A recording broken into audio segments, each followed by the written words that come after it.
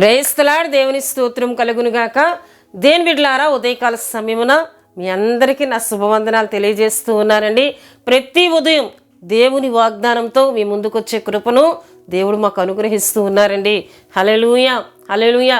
మీ అందరి కొరకు ప్రార్థన చేసే కృపను దేవుడు అనుగ్రహిస్తూ ఉన్నారు. మీ అక్కర్ల కొరకు ప్రార్థించే కృపను దేవుడు ఇస్తూ ఉన్నాడు. దేవుని బిడ్డలారా, చాలామంది మా కొరకు ప్రార్థన చేయండి అని తెలియజేస్తూ ఉన్నారు. వారందరి కొరకు భారంతో ప్రార్థన చేస్తూ ఉన్నామండి. హల్లెలూయా. దేవుని బిడ్డలారా, మీ అనుదిన ప్రార్థనలో మా కొరకు, మా పరిచర్య కొరకు ప్రార్థన చేయాలని ప్రభు పేరట తెలియజేస్తున్నానండి. విశ్వాసంతో నడిపింపబడుతున్న మా పరిచర్యను దేవుడు ఇంకను దీవించులాగా మరి ఎక్కువగా దేవుని పనిలో మేము వాడబడినట్లు మా కొరకు మీ ప్రార్థనలో జ్ఞాపకం చేసుకోవాలని ప్రభు పేరట తెలియజేస్తూ ఉన్నానండి. దేని బిడ్డలారా, ఈ ఉదయకాలం కూడా దేవుడు ఒక చక్కటి వాగ్దానంతో మనందరితో ఆయన మాట్లాడబోతున్నారు. ఆ వాగ్దాన వచనమును మనం చదువుకుందాం. ఇర్మియా గ్రంథము 31వ అధ్యాయము 12వ వచనమును ఈ దిన మన వాగ్దానం కొరకు మనం చదువుకుందాం.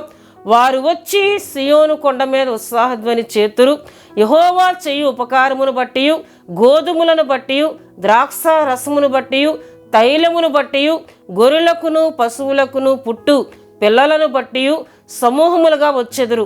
వారిని కనెన్నటికి కృషింపక నీళ్లు పారు తోటవలే నుందురు. హల్లెలూయా, హల్లెలూయా. దేవుని బిడ్డలారా, ఇర్మియా ప్రవక్త ద్వారా దేవుడు తన ప్రజలతో మాట్లాడుతూ ఉన్నారు. అయితే దేవుని బిడ్డలారా, ఈ వాగ్దాన మాటను మనం చూస్తే ఇది ఇంతకుముందు దేవుడు ఇశ్రాయేలు ప్రజల విషయంలో చేసిన కార్యములు బట్టి దేవుడు మరొకసారి తెలియజేస్తూ ఉన్నారు. అంతేకాకుండా దేవుని బిడ్డలారా, దేవుని వాక్యంలో మనం చూసినట్లయితే ఇశ్రాయేలీయులు ఇర్మియా గ్రంథంలో మనం చూసినట్లయితే ఆ సమయానికి వారు చెరలో బంధింపబడి ఉన్నారు. శత్రు దేశంలో బానిసత్వాన్ని వారు అనుభవిస్తూ ఉన్నారు. వారి విషయంలో కూడా దేవుడు చేస్తున్న వాగ్దానంగా మనం చూస్తున్నాం. అంతేకాకుండా రాబో దినముల్లో, ఎందుకంటే దేవుని బిడ్డలారా, దేవుని వాక్యంలో మనం చూసినట్లయితే చూడండి 8వ వచనములో మనకు కనబడుతుంది. ఉత్తర దేశములో నుండి నేను వారు రప్పించున్నాను, గుడ్డివారినేమి, కుంటివారినేమి, గర్భిణీనేమి, ప్రసవించు స్త్రీలనేమి దిగాంతముల నుండి అందరినీ సమకూర్చున్నాను.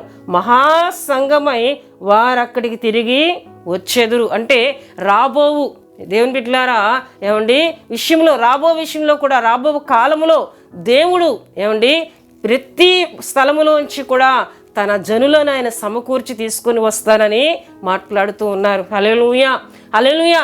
ఇర్మియా ప్రవక్త ద్వారా మాట్లాడుతూ ఉన్నట్లు దేవుని యొక్క వాక్యంలో మనం చూస్తున్నాం. అయితే దేవుడు తన ప్రజలతో, ఇశ్రాయేలుతో, యూదులేని వారితో ఆయన అంటూ ఉన్నారు. దేవుని బిడ్డలారా, వారు ఎటువంటి స్థితితో వారు బయలుదేరి వస్తారో, బానిసత్వములో, చెరలో, కృంగిన స్థితిలో, కృషించిపోయిన స్థితిలో, శ్రమలో, శోధనలో ఉన్న ప్రజలు ఎటువంటి సంతోషంతో మరలా తిరిగి వచ్చేటట్లు నేను చేస్తూ ఉన్నాను అని దేవుడు మాట్లాడుతున్నారు. వారు వచ్చి సియోను కొండ మీద ఉత్సాహధ్వని చేతురు, యెహోవా చేయు ఉపకారమును బట్టి. అంటే దేవుడు ఉపకారము చేయబోతున్నానని. ఎటువంటి ఉపకారం అంటే బానిసత్వం నా ప్రజలను మరలా నేను తీసుకుని రాబోతూ ఉన్నాను. వారి దేశమునకు మరలా నేను వారిని తీసుకొని రాబోతున్నాను. వారు వచ్చి సియోను కొండ మీద ఉత్సాహధ్వని చేస్తారని, ఆయన చేసిన ఉపకారమును బట్టి వారు ఎటువంటి ఆత్మీయతతో దేవుని స్తుతిస్తూ ఉన్నారో దానిని కూడా దేవుడు తెలియజేస్తూ ఉన్నాడు. దేవుని బిడ్డలారా, గోధుమలను బట్టి, ద్రాక్షారసమును బట్టి, తైలమును బట్టి, గొర్రెలకును పశువులకును పుట్టు పిల్లలను బట్టి సమూహములుగా వచ్చెదురు. వారికి నన్నటికి కృషింపక నీళ్లు పారు తోటవలే నుందురు. హల్లెలూయా, హల్లెలూయా. వారికి ఎన్నటికీ కూడా కృషించిపోకుండా నీళ్లు పారు తోటవలే ఉండేటట్లు మరలా నా ప్రజలను నేను చేయబోతున్నాను. వారికి నన్నటికి కృషించిపోక, మరలా వారి శత్రువులకు అప్పగింపబడక, మరలా వారు అటువంటి శ్రమను ఎదుర్కొనే పరిస్థితులు రాకుండా నేను చేయబోతూ ఉన్నాను. నీళ్లు పారు తోటవలే నేను వారిని ఆశీర్వదించబోతున్నాను. వారి గొర్రెలకు, వారి పశువులకును పిల్లలను నేను పుట్టింపబోతూ ఉన్నాను. మహా సమృద్ధితో, సమూహంతో వారు రాబోతూ ఉన్నారు అని దేవుడు ఇర్మియా ప్రవక్త ద్వారా ఆయన మాట్లాడుతున్నారండి. హల్లెలూయా, హల్లెలూయా. నిజమే దేవుని బిడ్డలారా, తన ప్రజలను ఆయన శోధనలో విడిచిపెట్టే దేవుడు కాదు, బానిసత్వంలో విడిచిపెట్టే దేవుడు కాదు, శ్రమకి అప్పగించి విడిచిపెట్టి ఇక వారిని పూర్తిగా వదిలిపెట్టే దేవుడు, విడిచిపెట్టే దేవుడు ఆయన కాదు అండి. హల్లెలూయా, హల్లెలూయా. మరలా ఆయన వారిని తీసుకొని వచ్చే దేవుడు. హల్లెలూయా. ఎందుకంటే దేవుని బిడ్డలారా, యెషయా ప్రవక్త ద్వారా కూడా దేవుడు ఒక చక్కటి మాటను మాట్లాడుతున్నారు. చూడండి, యెషయా గ్రంథము 60వ అధ్యాయం 18లో మనం చూస్తే, ఇకను దేశమున బలాత్కారం అన్న మాట వినబడదు, నీ సరిహద్దుల్లో పాడు అన్న మాట గాని నాశనం అన్న మాట గాని వినబడదు, రక్షణయే నీకు ప్రాకారమనియు ప్రఖ్యాతి నుండిటియే నీ గుమ్మములనియు నీవు చెప్పుకుందువు. హల్లెలూయా. అంటే నేను తీసుకొని వచ్చిన తరువాత మరలా పాడు అనే మాట కానీ నాశనం అనే మాట కానీ వినబడకుండా నేను చేయబోతున్నాను అని చెబుతూ, రక్షణయే నీకు ప్రాకారం అనియు, అంటే దేవుడే ఒక ప్రాకారంగా రక్షణగా వారికి ఉంటాననియు, అంతేకాకుండా దేవుని బిడ్డలారా, ప్రఖ్యాతియే నీ గుమ్మములనియు నీవు చెప్పుకుందువు. అటువంటి గొప్ప దీవెనతో నా ప్రజలను మరలా నేను తీసుకుని రాబోతూ ఉన్నాను, వారి దేశమునకు నేను నడిపింపబోతూ ఉన్నాను, మహా ఉత్సాహంతో వారిని తీసుకొని రాబోతూ ఉన్నాను అని చెప్తూ, అంతేకాకుండా వారిని ఎలా దేవుడు తీసుకుని వస్తున్నారో 4వ వచనంలో మనం చూసినట్లయితే, ఇశ్రాయేలు కన్యక నీవు కట్టబడినట్లు నేనిక మీదట నిన్ను కట్టింతును, నీవు మరలా తంబురులను వాయింతువు, సంబరమపడు వారి నాట్యములతో కలిసెదవు. హల్లెలూయా. అంటే మరలా నీవు తంబూర పట్టుకుంటావు, సంభ్రమంతో నిండి నువ్వు పాట పాడుతావు, మరలా సంతోషం అనే దానిని నేను మీ దేశంలో వినిపింపబోతూ ఉన్నాను. హల్లెలూయా. అటువంటి ఆశీర్వాదమును నా బిడ్డలకు నేను ఇస్తూ ఉన్నాను. ఇక ఈయనన్నిటికీ కురిసించిపోవడం అంటే దేవుని బిడ్డలారా, జీవితం మీద ఇంకా నిరుత్సాహం, ఇక నా జీవితం ముందుకు వెళ్ళదేమో, ఇక నా బ్రతుకు ఇంతటితో అయిపోతుందేమో.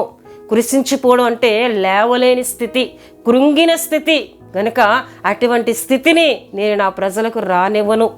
నీళ్లు పారు తోట వలె నేను చేస్తాను. నీళ్లు పారు తోట నిత్యము పచ్చగా ఫలించే తోటగా, సమృద్ధినిచ్చే తోటగా ఎలా అయితే ఉంటుందో, నీళ్లు పారు తోట వంటి ఆశీర్వాదమును నా ప్రజలకు నేను ఇస్తానని దేవుడు మాట్లాడుతున్నారు. హల్లెలూయా. దేవుని బిడ్డలారా, తన ప్రజలను దేవుడు శ్రమ నుండి విడిపించినప్పుడు, శోధన కాలం నుండి విడిపించినప్పుడు ఒట్టిగా ఆయన తీసుకుని వచ్చే దేవుడు కాదండి. దేవుడు అబ్రహాముతో ఇశ్రాయేలు విషయంలో ముందుగానే ఆయన తెలియజేశారు. ఆదికాండం 15వ అధ్యాయం 14లో మనం చూసినట్లయితే, దేవుని బిడ్డలారా, తరువాత వారు మిక్కిలి ఆశతో బయలుదేరి వచ్చెదరు. ఇశ్రాయేలు ప్రజల విషయంలో దేవుడు ముందుగానే అబ్రహామును తెలియజేశారు. 400 ఏండ్లు వారు దాస్యత్వం అనుభవిస్తారని, తరువాత వారు మిక్కిలి ఆశతో బయలుదేరి వస్తారని దేవుడు అబ్రహామునకు తెలియజేసినట్లుగానే, ఇశ్రాయేలీలు ఐగుప్తు నుండి వారు బయలుదేరి వచ్చినప్పుడు గొప్ప సమూహంతో మిక్కిలి ఆశతో వారు వచ్చారండి. హల్లెలూయా, హల్లెలూయా. అటువంటి దీవెనను తన ప్రజలకు ఇచ్చే దేవుడు ఆయన, తన ప్రజలనైనా జ్ఞాపకం చేసుకునే దేవుడు, శ్రమలో వదిలిపెట్టే దేవుడు కాదండి. శ్రమ తీరిన తర్వాత, శోధన దేవుడు తొలగించిన తర్వాత సమృద్ధినిచ్చే దేవుడు. ఇక నేను ఈ శ్రమలోనే ఉండిపోతానేమో, ఇక ఆర్థిక ఇబ్బందుల్లోనే నేను ఉండిపోతానేమో, నేను పైకి లేవలేనేమో అని ఎవరు చింతించవలసిన పని లేదండి.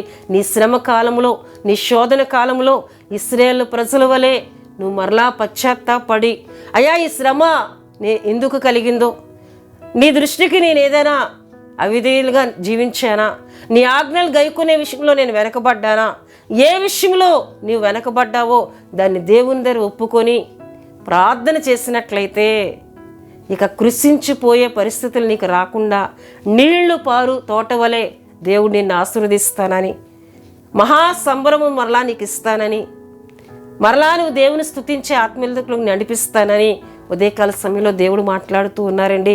హల్లెలూయా, హల్లెలూయా. మనం ఆరాధిస్తున్న దేవుడు మనలను శ్రమలో, కష్టములో, బాధల్లో, ఆర్థిక ఇబ్బందుల్లో, రుణభారాల్లో విడిచిపెట్టే దేవుడు కాదండి. మనం దేవుని దగ్గర కన్నీరు కార్చి ప్రార్థన చేసినట్లయితే దేవుడు మనల్ని ఆదుకుంటానని, మరలా సమృద్ధిని నేను ఇస్తానని. ఇశ్రాయేలు ప్రజలు శత్రు దేశం నుంచి వారు వస్తూ ఉన్నారు, కానీ సమృద్ధితో వారు వచ్చారండి. ఇక్కడ కూడా దేవుడు మాట్లాడుతూ ఉన్నారు.